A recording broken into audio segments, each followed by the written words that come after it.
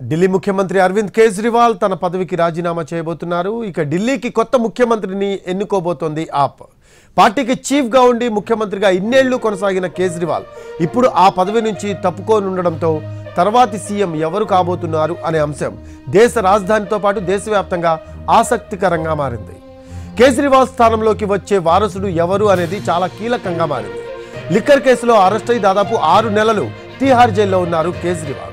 Supreme court bail ఇవ్వడంతో 3 రోజుల క్రితం జైలు నుంచి విడుదలయ్యారు. కానీ బెయిల్ షరతులతో భాగంగా కేజ్రీవాల్ సీఎం హోదాలో ఉన్నా కూడా అధికారికంగా ఫైళ్లపై సంతకం చేయలేరు. అంతేకాదు ఆయన తన కార్యాలయానికి కూడా వెళ్లే అవకాశం లేదు. జైల్లో ఉన్నా బయట ఉన్న పరిస్థితి ఒకేలా ఉండడంతో ఇక ప్రజల్లోకి వెళ్లాల్సిందేనని నిర్ణయించుకున్నారు కేజ్రీవాల్. మళ్లీ ప్రజల్లో గెలిచి తిరిగొస్తానని ప్రకటించారు. అంతేకాదు కొత్త సీఎంను త్వరలోనే ఆప్ శాసనసభాపక్షం ఎన్నుకుంటుందని స్పష్టం చేశారు. దాంతో ఢిల్లీ సీఎం ఎవరు అనే దానిపై ఉత్కంఠ నెలకొంది. నిజంగా అంటే దేశ రాజధాని ఢిల్లీలో ముఖ్యమంత్రి అంటేనే చాలా కీలకమైనటువంటి పోస్టుగా భావిస్తారు. అయితే ప్రస్తుతం ఉన్నటువంటి రాజకీయ పరిణామాలు వీటన్నిటినీ లెక్క వేసుకున్నటువంటి అరవింద్ కేజ్రీవాల్ తాను ఇక ముఖ్యమంత్రిగా కొనసాగలేను, తన ప్లేస్లో మరొకరికి అవకాశం ఇచ్చి తాను పూర్తిగా కూడా పార్టీ కోసం అంతేకాదు ప్రజలు నిర్ణయించిన తర్వాతనే ఏ పదవినైనా స్వీకరిస్తాను అనే విషయాన్ని స్పష్టం చేశారు. దానికి అనుగుణంగానే ముఖ్యమంత్రి పదవికి రాజీనామా చేయబోతున్నారనే విషయాన్ని కూడా స్పష్టం చేశారు. సో ఇప్పుడు ముఖ్యమంత్రి పదవికి రాజీనామా గనక కేజ్రీవాల్ చేస్తే ఎవరికి అవకాశం రాబోతుందనేది చాలా కీలకంగా చర్చ జరుగుతున్నటువంటి పరిస్థితి ఉంది. ఇది ఒక ఢిల్లీలోనే కాదు దేశవ్యాప్తంగా కూడా కేజ్రీవాల్ తర్వాత ఢిల్లీ సీఎం ఎవరు కాబోతున్నారనే దాని మీద ప్రత్యేకంగా హాట్ చర్చ జరుగుతున్నటువంటి పరిస్థితి కనిపిస్తుంది.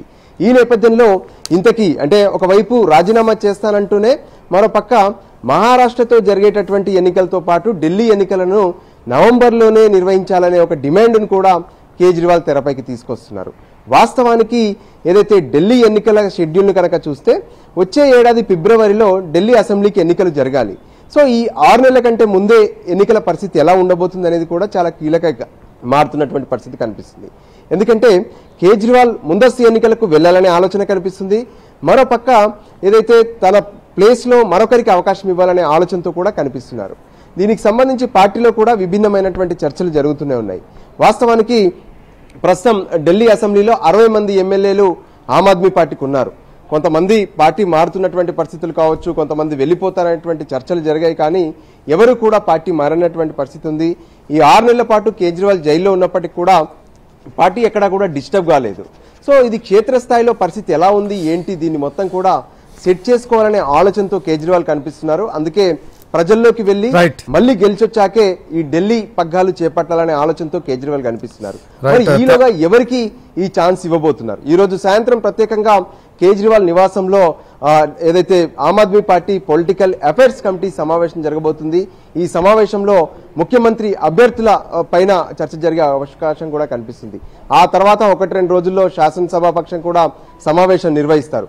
వాస్తవానికి ఇప్పుడు ఉన్నటువంటి పరిస్థితుల్లో అంటే కేజ్రీవాల్ బయట ప్రజల్లో ఉన్నప్పుడు పెద్దగా ఇబ్బందులు కనిపించలేదు. కానీ కేజ్రీవాల్ ఎప్పుడైతే జైలుకు వెళ్లారో ఆ సమయంలో ఆమ్ ఆద్మీ పార్టీకి వెన్నుదన్నుగా నిలబడి ఆయన వాయిస్ ను ప్రజల్లోకి తీసుకెళ్లడమే కాకుండా పూర్తి స్థాయిలో అన్ని రకాలుగా ప్రజలతో మమేకమై ఉన్నటువంటి వాళ్ళకే ఈ అవకాశం కల్పిస్తారనే దాని మీద చర్చ జరుగుతుంది. మొత్తానికి ఈ రోజు సాయంత్రం సమావేశంలో ఒక క్లారిటీ వస్తే ఆ తర్వాత శాసనసభాపక్ష సమావేశంలో ముఖ్యమంత్రి ఎవరు కాబోతున్నారనే దాని మీద ఒక నిర్ణయం అయితే జరిగే అవకాశాలు స్పష్టంగా కనిపిస్తున్నాయి. Thanks for updates Raju.